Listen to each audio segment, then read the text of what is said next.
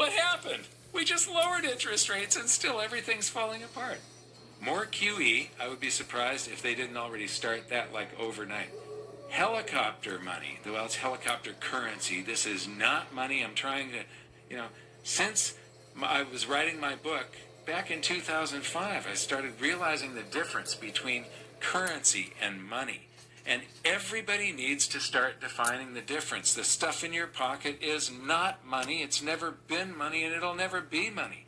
Money has to be a store of value over long periods of time, and national fiat currencies do not qualify as money. They are designed to, this is the reason it's not called the foreign money exchange. It's the foreign currency exchange. It's the reason that we have a national fiat currency. We don't have a national fiat money. There's no such thing that exists right now.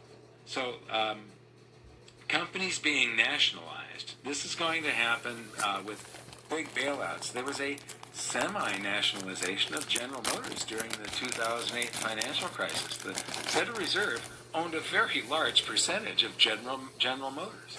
And social unrest. I absolutely believe that is coming also. Ronnie Stoffele, exactly as expected.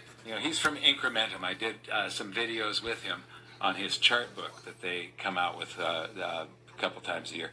Exactly as expected. Boston Fed president said policymakers should be allowed to buy a broader range of assets if they lack sufficient ammunition to fight off a recession. I've been saying this for a long, long time. I'll show you how long in just a few minutes. It's if you go back and watch this video, Decoding the Elite Plan for the World Economy, and it's on Federal Reserve strategy, and it's from 3 years ago. This was at a live presentation I did. I believe it was at a Silver Summit. And in that video, I broke down quite a few things. But Ben Bernanke laid out a roadmap for us. And it's a roadmap that you can turn into a treasure map. And I did. And this roadmap that he laid out was a speech that he gave at the National Economics Club in Washington, D.C. on November 21st of 2002. And a whole lot of commentators, not a whole lot, a few people actually read this thing, because these things are boring. Nobody reads them. And so a few commentators read it, and you got a few quotes out of it, like, the Federal Reserve has a printing press, and it can devalue dollars as it sees fit, or however he said it. And that, like gold, the U.S. dollar only has value because it is limited in quantity.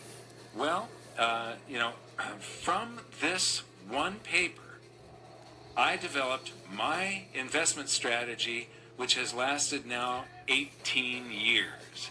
I also wrote my book, Guide to Investing in Gold and Silver. The first edition came out in mid-2008, just before the stock market crash. All of the things that I predicted in my book, the whole book was written around my knowledge of what he said in this paper. So it's still worth looking at, although Ben Bernanke is just a horrible author. It gives you a migraine headache to listen to him. So what you might want to do